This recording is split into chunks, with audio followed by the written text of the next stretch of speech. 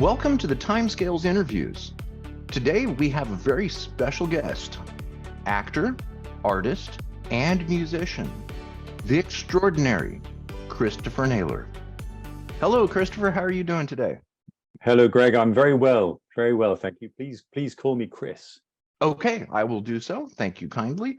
Am I correct that you are currently located in England? I am indeed, yes, in a very cold and snowy England. In fact, it's just started snowing this afternoon, and it's getting pretty thick out here. We would not be surprised if we got some, well, it doesn't snow here very much, but in the Sierra Nevada mountains here in California, it sounds like there's already road closures. So we're getting Really? some, Oh, but it wow. doesn't get all the way over here outside of the Bay Area. Sure. But it is cold right now as well. It's straight up noon here. Right, yeah.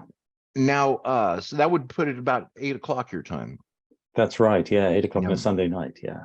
Okay. Okay, folks, Mr. Naylor is a voice actor that has been performing the classic Doctor Who companion, Harry Sullivan, in the Big Finish Doctor Who audio dramas. However, there is more to this gentleman than meets the eyes and ears.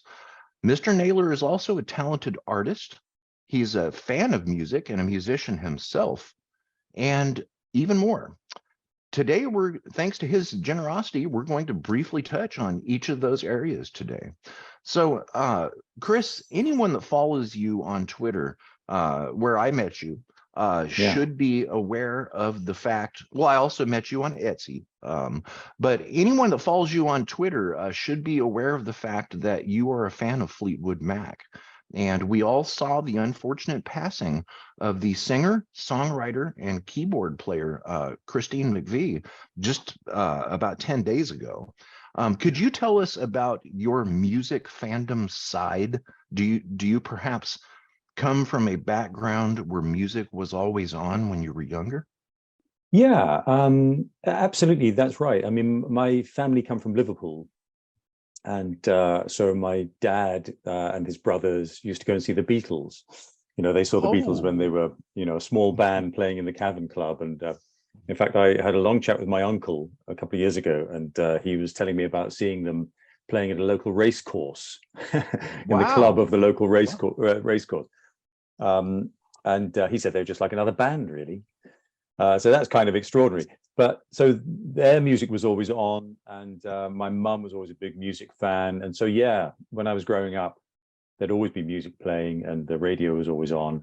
And I think a lot of my early sort of memories and formative experiences often have a song accompanying them in my memory. And if I think, for example, about Doctor Who, then I can think of hearing sort of disco classics like Donna Summer songs and things like that.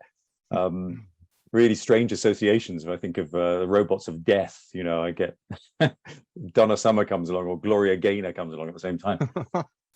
So yeah, always listening to music. Yeah. Now, you're also a musician yourself. What are your favorite instruments? Well, I'm very much a dabbler. I'm purely an amateur. But I think I picked up a guitar for the first time when I was, about 14 or 15. So actually probably quite late, because a lot of people, if they're going to really become musicians, they start when they're like 6 or 7 years old, don't they? But yeah, I remember hearing Fleetwood Mac really got me into playing guitar, because I got Tango in the Night was my first big record of theirs when I was 15. Incredible record. And, Lindsey Buckingham was their guitarist, who's a genius, in my opinion, with a very distinctive style. He plays fingerstyle guitar, doesn't use a plectrum. And I was just really obsessed with him and how he could play what sounded like two different things at the same time, because he was playing with his thumb while picking out the melody with his fingers. Incredible. So I got a guitar and tried to teach myself the most difficult guitar style. There you go. Start hard. That's right. Yeah, I started really jumped in at the deep end. And I guess, I've been playing the guitar ever since, but I've never really progressed to a very impressive level. My fingerstyle is quite good now, and I never actually learned with a plectrum, simply because Lindsey Buckingham didn't. I thought, if it's good enough for him, it's good enough for me. Mm. So I had loads of guitars, through the years. And when I was at university, I was in a local, in a student band, but I was just backing singer. I didn't have the nerve to play the guitar in Oh, front of singer. the public. Yeah, just a backing singer.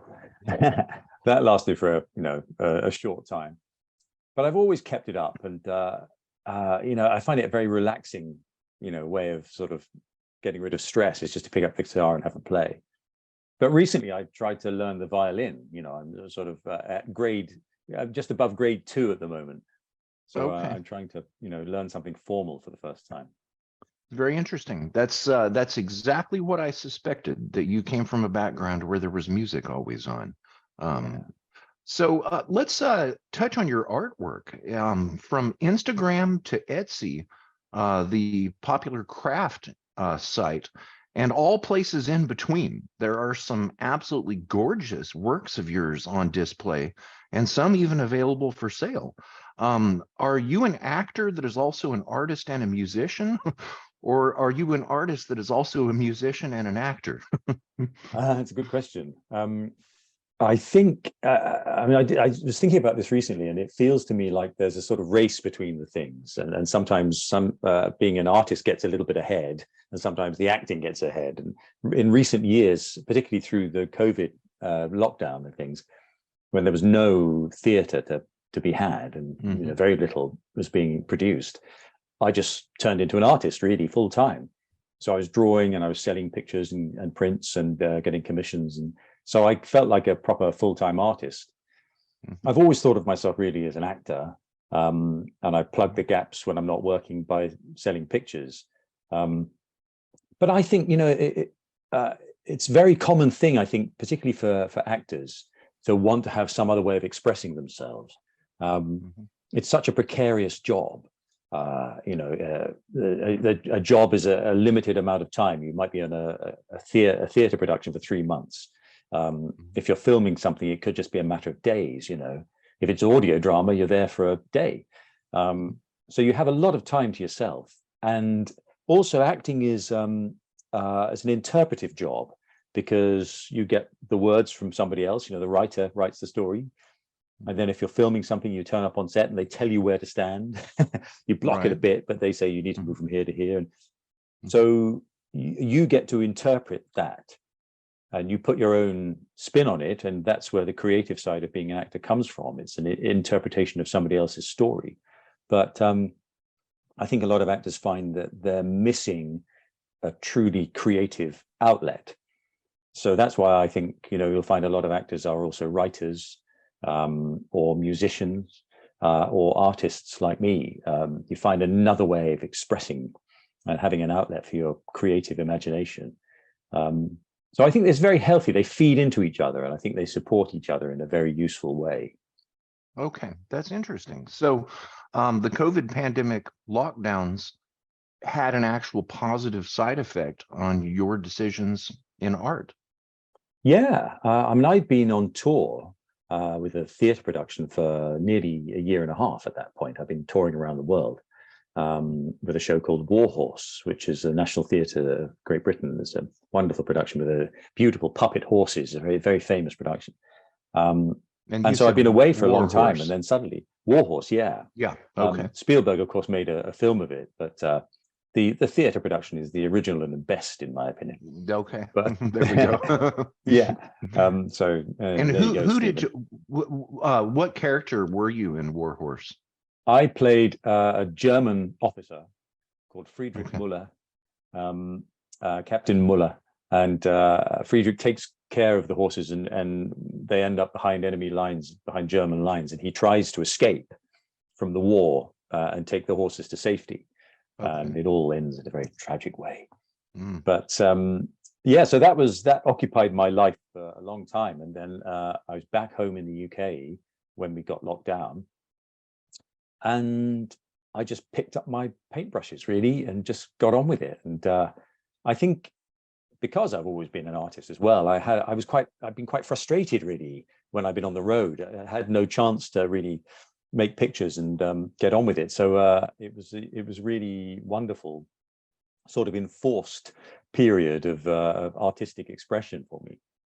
And kind of a forced period of respite too. It sounds like a True. little Yeah, bit. yeah. Yeah. It's very Yeah. useful, I think, because I think a life on the road, as any touring performer will tell you, is exhausting, and it's very destabilizing, because it takes you away from routine and stability. And if you're always moving on to somewhere else and you're literally living out of a suitcase, as everybody says, it's exciting, but it's, you know, you crave a bit of stability and domesticity after a while.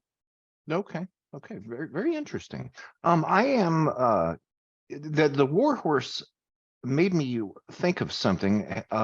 Did you use a German accent when performing? Yeah, I did. Oh, Yeah. really? Yeah, Really? I mean, we had a very good vocal coach, and I worked very hard to try and get it as close as possible. I mean, I'm sure after a few months on the road, then it probably slipped a bit and wasn't as authentic as it might have been.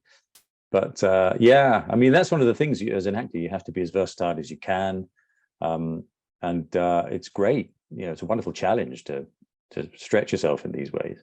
Wow. That's pretty amazing. I couldn't imagine meeting with a vocal coach and being told that, okay, well, now it's time to learn to sound like you're German. Yeah, yeah. Sort of thing happens all the time. And it's great, because normally I get cast to sound like this. You know, I Yeah. sound like a sort of middle-class Englishman. I mean, Harry Sullivan in Big Finish, that's kind of what he sounds like. Yeah. Most of my characters that I've played over my career have just talked like this. So it's Okay. nice to have the opportunity to do something a bit different once in a while. Have you done a different accent in a Big Finish story?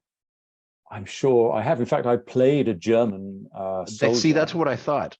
That's what I Yes. thought. I don't remember the name of that story right now. No, it was with Tom. Yeah, What was it? it, It was came out this year, I think. it was a really good one.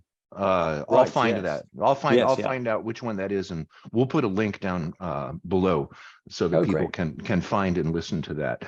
I am curious about your schooling. Of course, if you wouldn't mind touching on that. I Yeah. did watch another interview with you last week, so I do know that you have had some training, but if you could elaborate on that just a tad. Sure.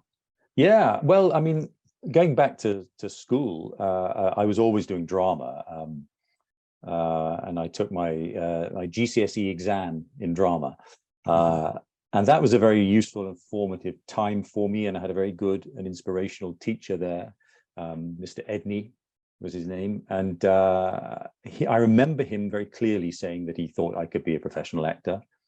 And also my French teacher, she was very encouraging, because her son was a director, and so she made sure I learned all the French for, you know, répétition and all that, for rehearsal and so on, because she really wanted to encourage me.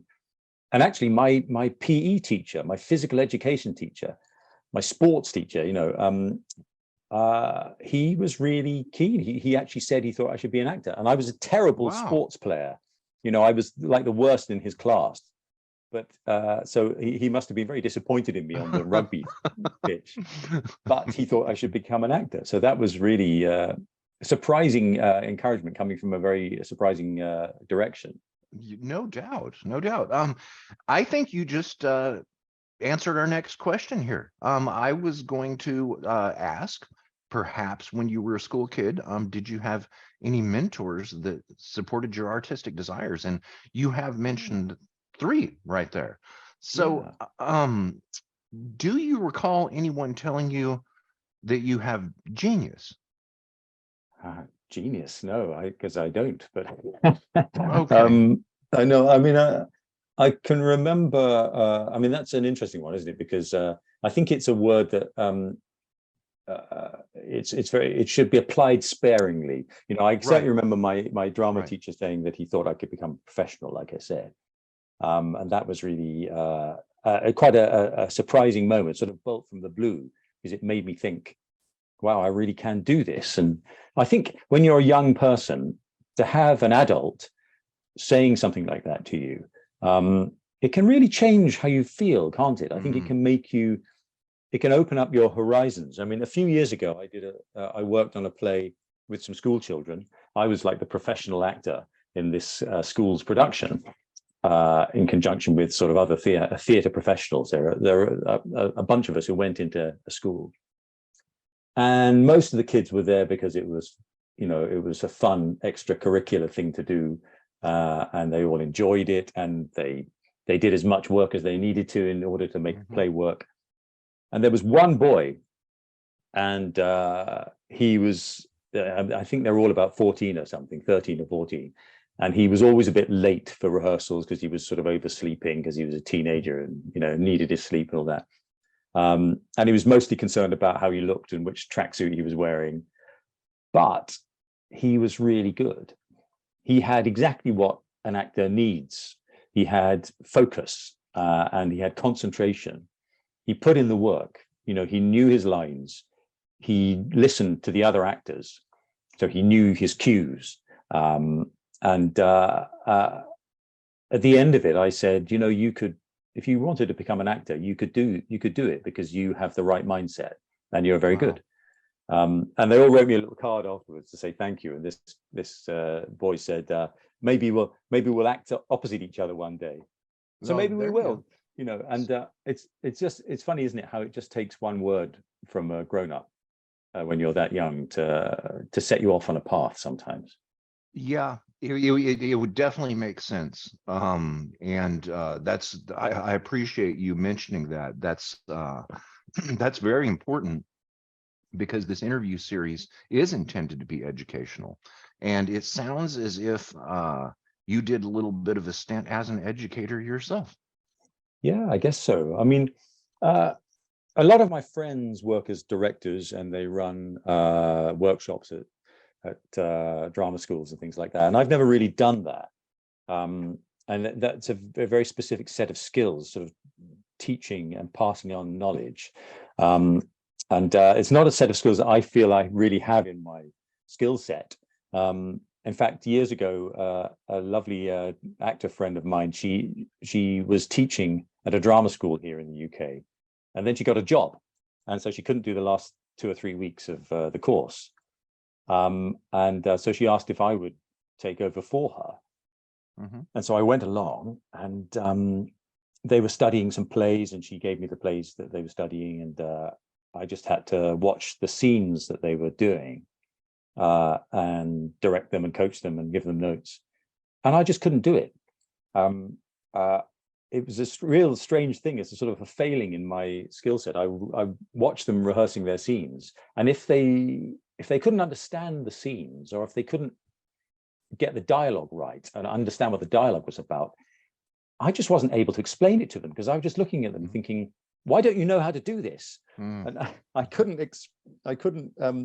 express, you know, I couldn't unlock it for them. And I thought, wow, it's a really specific set of skills to be a director and to be that sort of educator. I just don't have it. You know, I can pass it on by talking about things, but you know, the practical side of it, I just don't do it. Very interesting. Okay, very interesting. Let's jump up to the elephant on the living room couch here, or the sofa, if you wish. You have been involved in a staggering amount of Big Finish productions, over 3 dozen. And in fact, you started, I think, with the 2017 release of The Time Machine. And then, of course, all things Doctor Who and beyond. In 2019, you performed in an audio drama titled 1 Mile Down with David Tennant and Catherine Tate. Now, with that story as an example, with it being recorded pre-COVID lockdowns, did you work on site with David Tennant and Catherine Tate? Yeah. We were all working in a lovely studio called the Moat, which is the famous Big Finish studio where you get the most amazing lunches that everybody talks about. Because the guy who runs the studio, the Big Finish lunches are legendary. There's a chap called Toby who runs them, and he makes the most incredible lunch for you. So while you're recording in the morning, these incredible smells start emerging from this tiny little kitchen. So that was a big perk. I did lots of recordings there. But yeah, working with David Tennant and Catherine Tate, that was a wonderful experience. Really lovely people.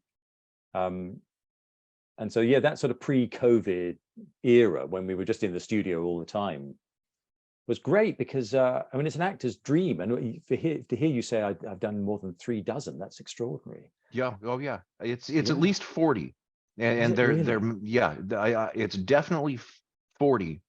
Wow. Well, it's definitely 36. I know for sure it's Okay. 36, but I believe that it is 40. Yeah. I think Wow. that's right where it's sitting right now.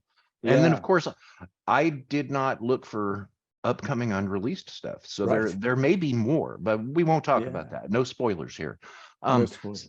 then in summer of 2018, you performed an alternative chameleon alongside of Peter Davison, Janet Fielding, Mark Strickland, and I'm sorry, Mark Strickson, and John Colshaw. Was this recorded where all of you were together as well? Well, I don't think we were all there. I think because Mark Strickson lives in New Zealand or Australia, Oh, really? so he wasn't there at the time. And actually, for that, I think I was reading in his part as well as playing a bit of chameleon, and then John Culshaw was playing the sort of proper chameleon. And then later, when Mark was able to come over, I sort of sat in and read in all the other parts. So I worked with Mark independently and then worked with the others on that earlier date. But it's lovely. That's one of the real luxuries about working for Big Finish, is you get to spend time in the studio with these wonderful actors. And in the case of Peter Davison and Janet Fielding, they're people who've had a relationship for years. You know, they've worked together, you know, going back 40 something years. And they have a lovely friendship and a wonderful sort of bantering Yep. dynamic. Right. It's just great I've fun heard to of spend that. time with them. Yeah, Yeah, it seems like that bantering between Peter Davison and Janet Fielding is kind of legendary. yes. It I mean, sounds like that. it's all from a wonderful affection. You know, they clearly Right, really love each right. other, and it's Yeah. lovely to witness. So yeah, and that's just the great thing, that the luxury of being around those actors. Audio drama is a kind of unique thing in our profession, because it's like the life of a mayfly. You know, it lasts a day, a few hours in the studio. You may never see these people again, but it's tremendously relaxed. I mean, Big Finish. I remember John Dorney saying to me years ago that there's sort of two criteria for a Big Finish actor. You have to be good, but you have to be nice. You know, they have to be able to get on with you. Because they have a tight schedule. You want to get the work done within those few hours. And so they go by reputation. So you get brought in if you know, they ask around and see if you're a decent person to work with. Well, So that you sounds like usually have a some, good day. yeah, it sounds like some good advice coming from an obviously nice person. Yeah. John Dorney is one of my favorite authors. Oh, he's a fine fellow, That's John. that's interesting. So with the this massive amount of Big Finish productions, I think I called it staggering. Yeah. Of course, not all of them were Doctor Who, and not all of them were where you were playing Harry Sullivan. You've done a lot of different characters, and you Yeah. know those right there can be found easily if someone just goes to bigfinish.com and just types in Christopher Naylor. Their search engine works excellently, Yeah, it's and really it will good. pull the entire list of what you have been involved in. But at what point did you find your voice for Harry Sullivan or Harry Sullivan? Were you standing in a mirror or something practicing and going, okay, I think I've got it. Now let's pitch this to Big Finish. Or did someone else discover that you can do that and ask you if you would? Yeah, well, it was completely out of the blue. I would never have thought of that. And I mean, there are plenty of actors out there who do pitch ideas to directors and producers. I'm not really one of those people. I tend to, Okay. I mean, it's probably a failing of mine, is I just don't push very much. I'm very happy when work comes along. I'm just happy to be working most of the time. But as far as Harry was concerned, I'd been doing quite a lot of work for them by that point. And I'd worked with Tom on a couple of stories. And I think it was David Richardson, possibly, or John Dorney, and I think they wanted to introduce the character of Harry. And having spent a lot of time with me and listened to me, in the recording studio and in the green room, having a cup of tea between takes, they kind of worked out that I sort of sounded a bit like Ian Marter. And I'm quite an old-fashioned sort of person, and I think that the language that I use, the idioms that I use is quite like Harry anyway. So I think it all fell into place, and I was oblivious to all this. I had no idea this was happening. David just sent me a message out of the blue because I was about to go off on tour with Warhorse. So he suddenly thought maybe I won't have time to do it, but he said, I'm going to tell you anyway. We've had this idea. We'd like you to play Harry Sullivan opposite Tom. What do you think? Can we make it work around your theatre tour? And I said, yes, we'll make it work. I'll do everything I can to make it work. And so it was presented to me really as an idea. And so then I went away and I just watched everything I could get my hands on, wonderful excuse to go back and watch all of those old stories. Oh, no doubt. Yeah, no doubt. And of course, with Harry in the original series, there's not very much. It's just one season plus a couple of bits tacked on the end, really. Yeah. So there's a fairly limited amount of work to watch. But I went back and watched it all, and I did, like you said, really. I just sat there, and every time Ian Marter spoke, I would repeat what he'd said and try and get as close to his inflections and his cadences and his tone of voice. It's a funny one, really. There are quite a few of us now for Big Finish who play recast characters, right? And you try and get as close as you can. I've done a few things with John Culshaw, as you mentioned. Extremely talented voice actor there. Oh, yeah, I mean, there's nobody like him, is there? Yeah, no. Extraordinary. I mean, his Brigadier. It's just extraordinary. I mean, and particularly when we've been doing remote recording since COVID, and you were working with your headphones on, and John is in a studio in Manchester or something like that. It could be Nicholas Courtney coming through my headphones. He's so accurate. Now, I don't have that level of accuracy.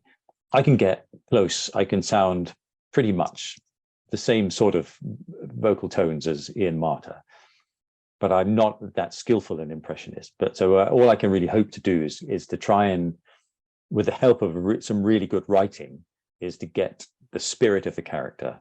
And I think to try and get as close as I can and to pay homage to the character and to his performance, and to nod to it and just do it respectfully and hope that people get something from it.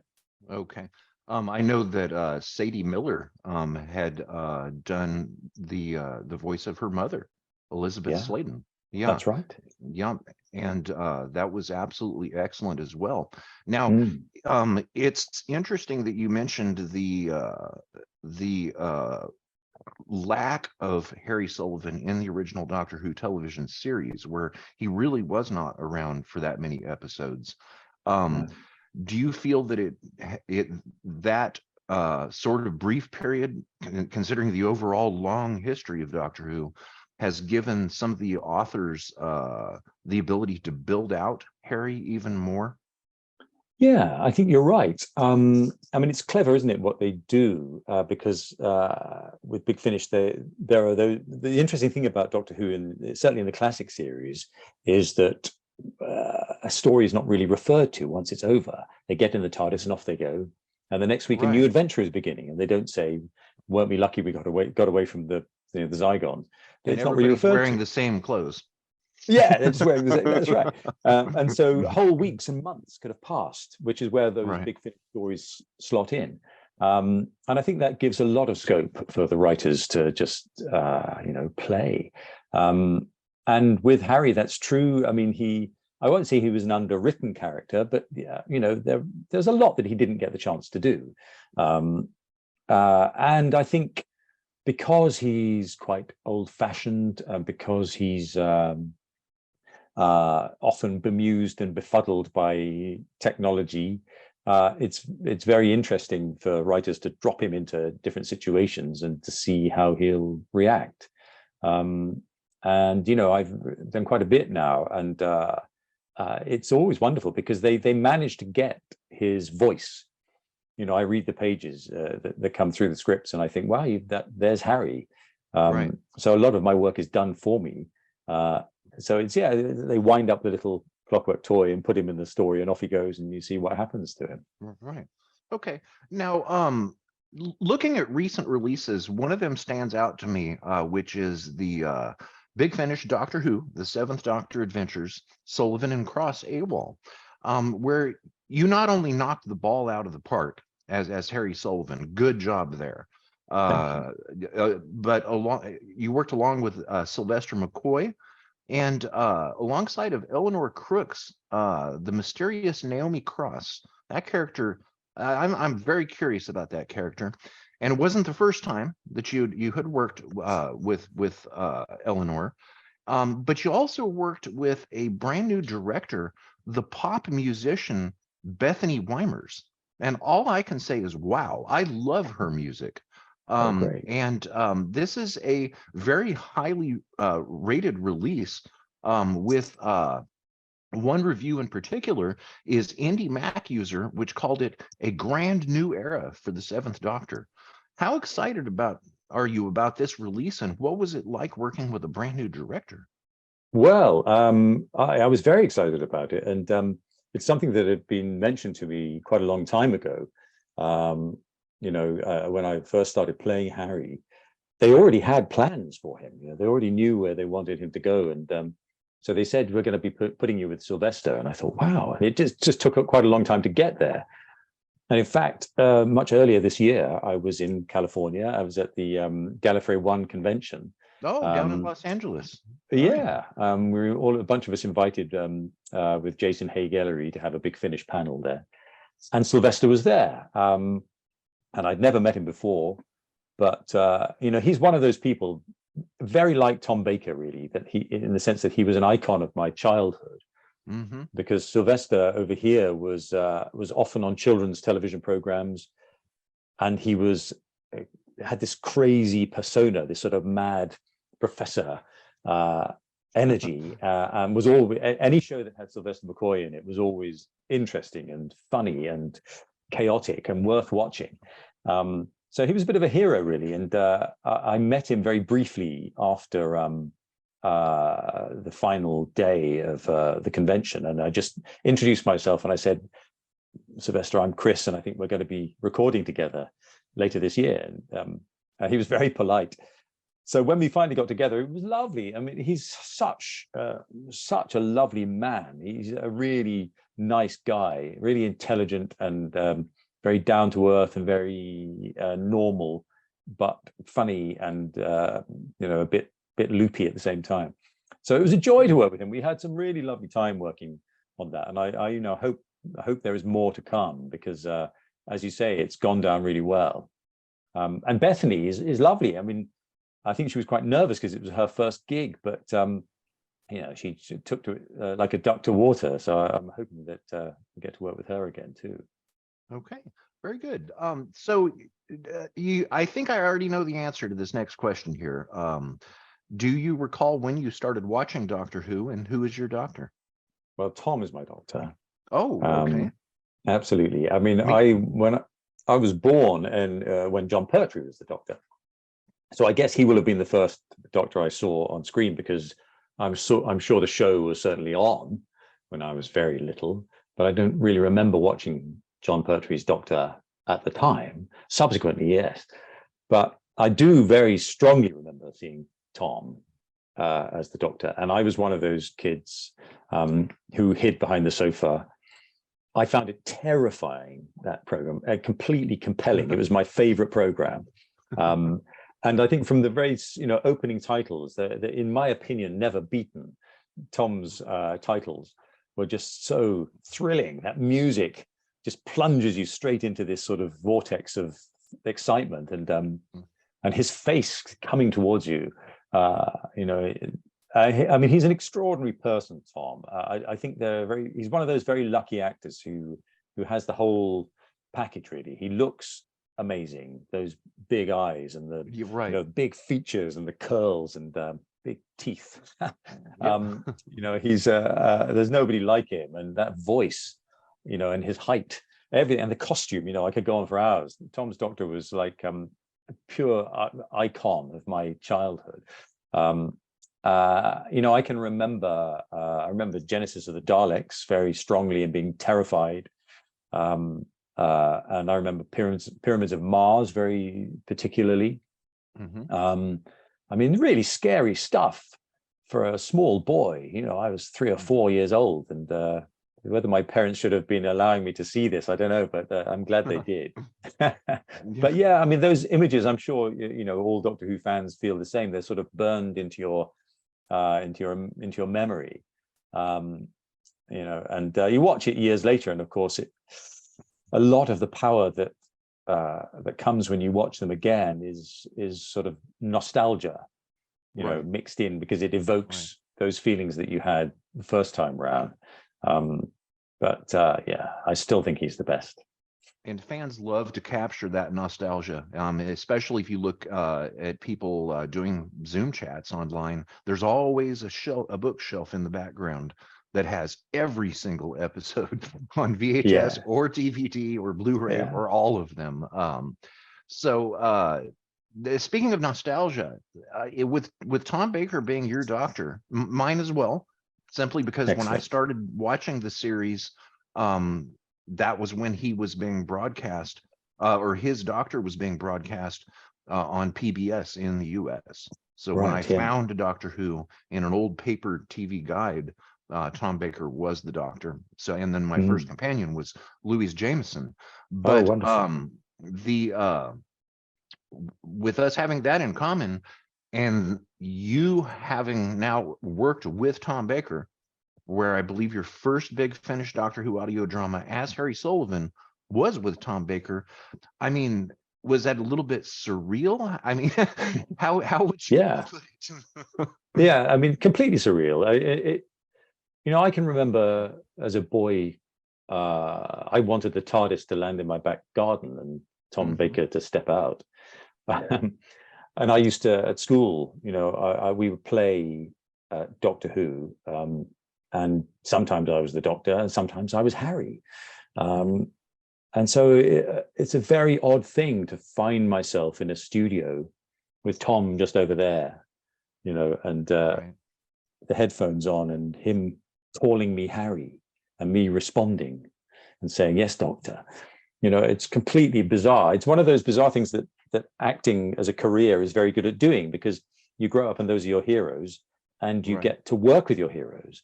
And then this is such a specific example of that, because I get to work with my childhood hero who's playing the part that he was when I was a child, and now I'm playing opposite him. I mean, it's I couldn't have I couldn't really have planned my life better to bring me to this point. It sounds like you may have wished upon a star.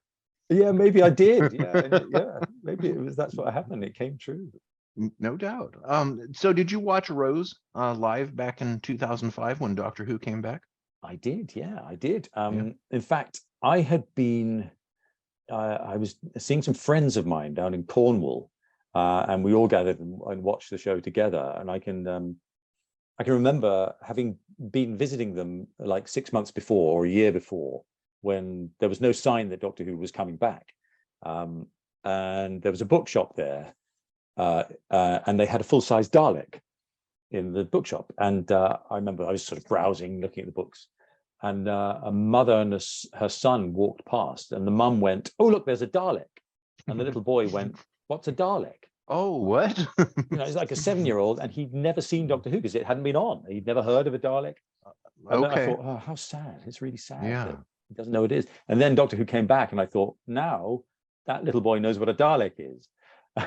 And that hole in his education has been plugged. So yeah, I was really excited when it came back. Okay, very good. I just realized we're about 12 or 13 minutes away from our time deadline here, and it looks like I got about 5 more questions.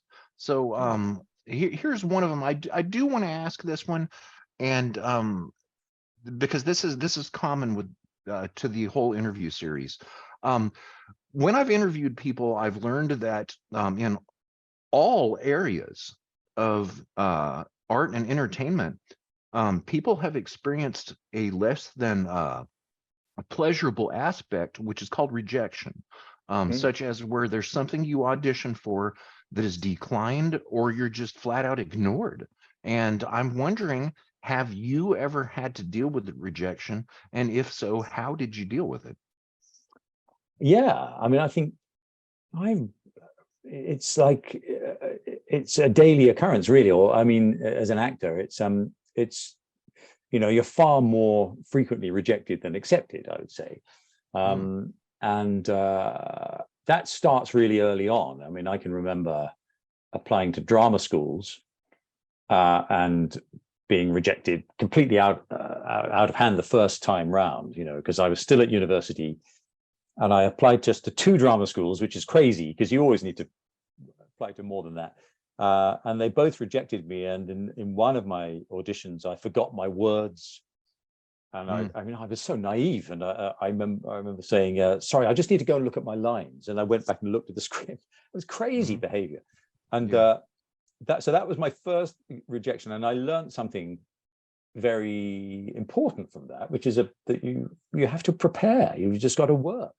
Um, and this another audition very early. I was doing a classical speech from the Revenger's tragedy, and I was speaking to in the play. He's talking to a skull, and I didn't have a prop with me, so I had an imaginary skull in my hand. I was talking to the skull. And halfway through the speech, I stopped talking to the skull, and at the end of it, Mm.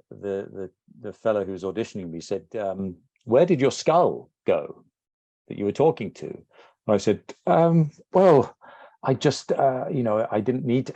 And so I hadn't prepared my speech well enough. I didn't think it through.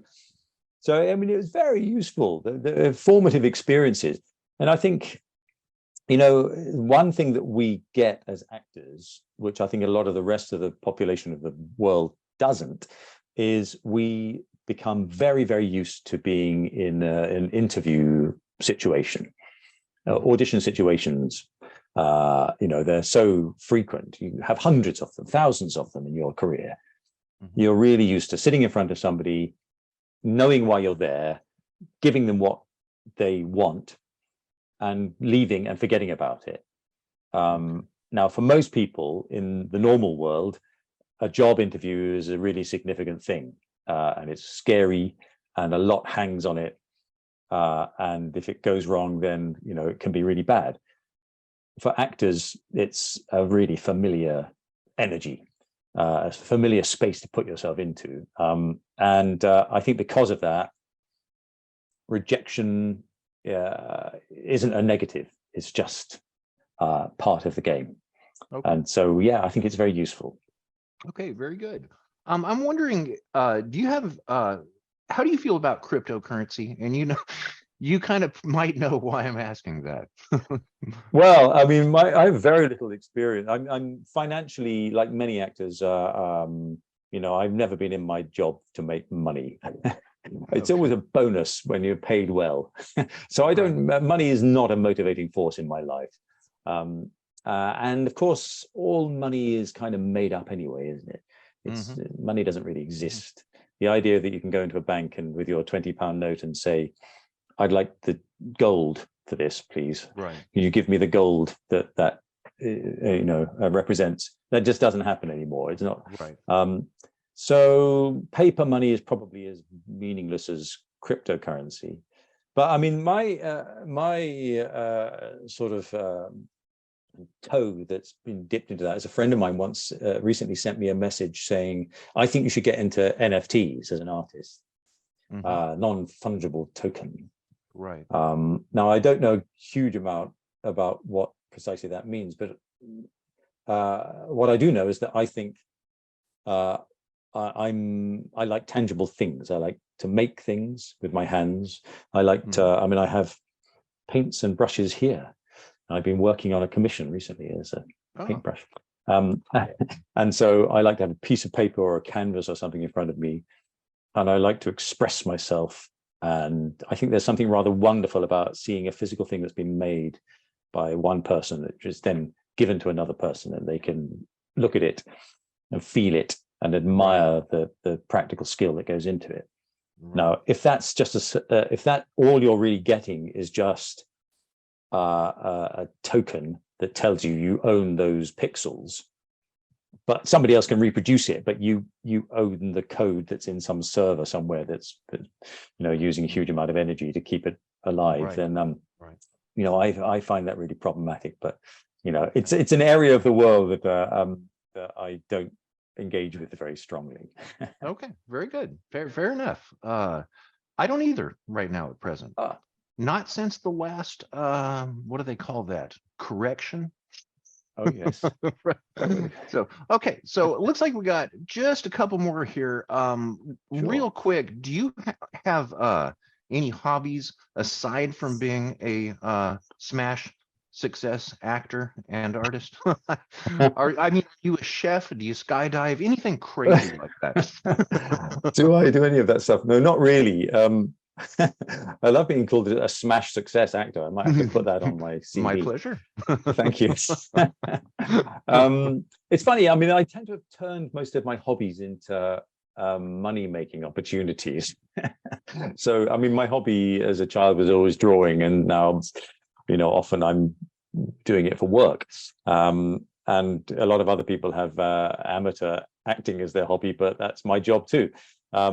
So I guess music probably is my main focus. I try to keep my brain alive. Really, I'm trying to engage as much with the world as I can, and I think that's it's a compulsion. I want to try and engage with creatively as much as I can. One thing I just don't really do is sport.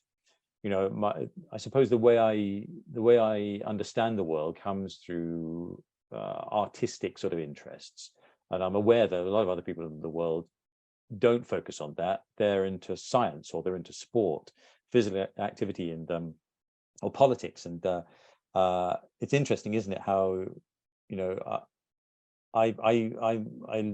way I look at the world is entirely filtered through culture and creative pursuits. If I talk to somebody, if I'm going to be someone's friend, then we'll be talking about music in the pub or films for 3 hours, whereas somebody else would be talking about football for 3 hours. So yeah, it's funny. I kind of turned all my hobbies into. I've engaged with my hobbies to such an extent that I've turned them into jobs. Okay, very good. Now, being Harry Sullivan in Doctor Who is only a sliver of your works. As I mentioned before, it's a really long list of works, and I probably shouldn't even attempt this, but I'm going to do it anyway. The ones that you've been involved in are the Lost Stories, the Seventh Doctor Adventures, the Third Doctor Adventures, Unit Nemesis, which I think just came out also, Doctor Who Main Range, the Fourth Doctor Adventures, the Eighth Doctor Time War, the 10th Doctor Adventures, the First Doctor Adventures, Unbound, and even the Diary of River Song. Now, how do you feel about having your name down in Doctor Who history in such a large capacity, but also being in Doctor Who history, British cultural history? Wow. I mean, it's funny. I never really think of it like that, because from my point of view, it's if anything, I'd be like a little footnote. And it's such a massive part of our life, particularly in this country, but I mean, obviously everywhere as well. I mean, Doctor Who's just really traveled the world, hasn't it, as a series? I'm aware that for a lot of Doctor Who fans, they think in a sort of canonical sense, and that anything that strays beyond the boundaries of the television show doesn't register for them. And I think that keeps giving them a sort of purity of thought. but there are plenty of people who lap up every single incarnation of the Doctor, don't they? And every in print or in audio drama, and just want to engage with it at every step. So I mean, I think when I'm working with the actors who played the parts in television, I think, wow, those are the real deal. I'm an audio actor. I'm Harry Sullivan, but I'm not really the Harry Sullivan, because that's Ian Marter. So I'm quite good at playing down my contribution. Okay. But I'm aware. I'm very aware. Like you were mentioning that lovely review of the show the stories we did with Sylvester. I'm aware that people are engaging with the stuff that we're doing and really getting something out of it. And I hope that they're aware that we're treating it with tremendous amount of respect and love. And I want to do justice to that character and to those stories. And I hope that comes across. But yeah, as an old aging Doctor Who fan, to be part of that world and to work with those people, and to be called Harry Sullivan every so often is a really wonderful thing for me. Okay, very good. How nice. I love how you put that. So all right, we've got 3 questions left here. We are almost finished. And all 3 of these are really fun.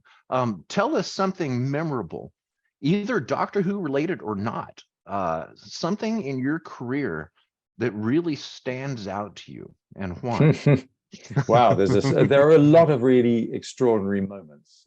It's such a strange job. You can find yourself in peculiar places, doing bizarre things. I mean, I've been in a houseboat in Amsterdam that was attacked by a shark for a soup advert. And I spent 5 days in a water tank just outside Amsterdam. And I played a butler in a BBC drama called He Knew He Was Right. And I found myself in a glacial valley, sitting on top of a horse-drawn carriage in the middle of nowhere. It felt like being on the moon. We were all flown over to Italy just for a few days. And all I had to do, I recorded my one line in London. And but then they flew me to Italy, and I got to sit on top of this carriage and then spend the rest of the day wandering through the mountains and drinking amazing coffee made by the Italian crew. Wow. So things like that. But one thing that always stays with me was a really, really simple job I did when I was very young, and I just left drama school. And I worked in a literary festival reading poems from the First World War in a very beautiful place, which is called the Sandham Memorial Chapel, very near a little town called Newbury. And all I had to do was for an hour stand in this beautiful chapel, which was decorated with beautiful murals by an artist called Stanley Spencer. Incredible murals about life in this little village when the war was happening. And I read these war poems to an audience of 50 people, perhaps, 2 different performances.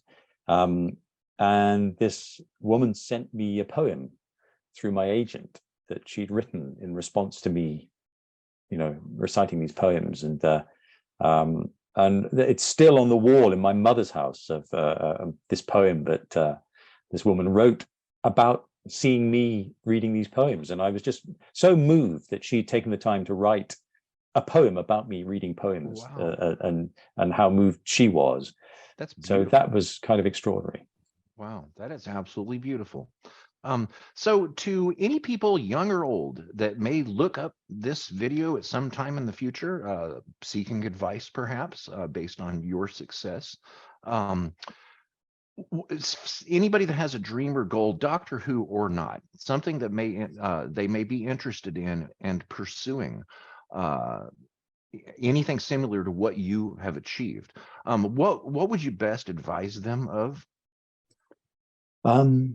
Well, I mean, you can take a cosmic view of this, can't you? Say that life is very short, and I think it's probably best spent trying to pursue the things that you love. Now, that's very simplistic, and it's not very easy for many people. And of course, life is getting harder and harder. I was very lucky because I was supported by my parents, and they loved me enough, that they knew they should encourage me to do what I wanted. You need to try and find that support, I think, wherever you might find it in your life, from your family, if you're lucky, if your friends, and try and find people who will help you do whatever it is you really want. And a lot of people don't know what it is they want out of life. It's a tough thing, isn't it? It's very hard to work that out sometimes. But I think the journey to trying to find out what you want from life is a pretty valuable thing to do, and it's an ongoing thing, and it can change. But try and find support, people who will help you to find out what it is that you want from life.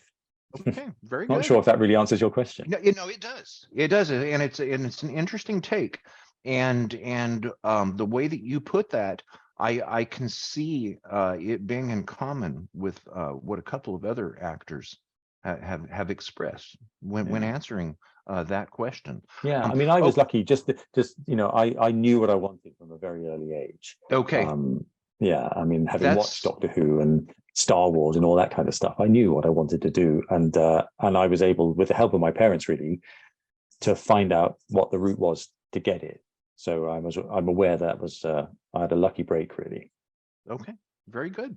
Now, we're going to wrap it up here, and thank you very much for this hour. But I've got to ask this: how do you feel about the current state of Doctor Who, with Russell T Davies returning, coined as RTD2? And I didn't coin that, but somebody nailed it. And then, of course, David Tennant is coming back. I believe Catherine Tate. And then, of course, Ncuti Gatwa is going to take over. Are you excited? I am. Yeah. I mean, I just think I want Doctor Who to carry on forever, because I think it's one of those shows that gives something wonderful to its viewers, inspires real strong emotions in people, and Russell T Davies is an extraordinary force in drama, and he's done some amazing shows on British television. And I think, his love for Doctor Who completely revitalized the show, brought it back from the dead. And from my point of view, he's been tremendously supportive of Big Finish. He actually protected Big Finish, and made sure that the BBC, kept their claws out of it, kept their hands off it, when they were trying to find out what this was all about. He said, no, they're fine, leave them with me. So he was very helpful in keeping Big Finish going, I think. I did not know that. Yeah, I think he made sure that they didn't question whether Big Finish should have the franchise to carry on recording. Now it's the relationship is great, but he was so he's a fine fella, and I'm thrilled by the casting. I think Ncuti Gatwa looks like a good, really good actor. I think people are going to be thrilled by him, and David Tennant, I think it's great, because I remember seeing the Three Doctors way back and thinking how exciting it was that they all got together, and that was sort of paved the way for so many of these multi-doctor stories. And I just think it's always fun when the show looks back to its past a bit. So yeah, it's going to be great, I think. Okay, Mr. Naylor, thank you very much for your time. I appreciate it. Fandom, people watching and enjoying this or listening to it, go ahead and thank Mr. Naylor for his time that he has given back to fandom today, and go over to Big Finish and bigfinish.com. Type in Christopher Naylor, pick a story that looks interesting to you. I would suggest Sullivan Cross AWOL. Buy that and go enjoy it. We all love Big Finish, and Mr. Naylor, you're very kind to let me interview you. I thank you. It is awesome. It's a bit surreal because I am one of your fans, and I really do appreciate it. And I wish you a nice evening over there in England. Thank you. Likewise, I really enjoyed it. Thanks very much. Thank you so much.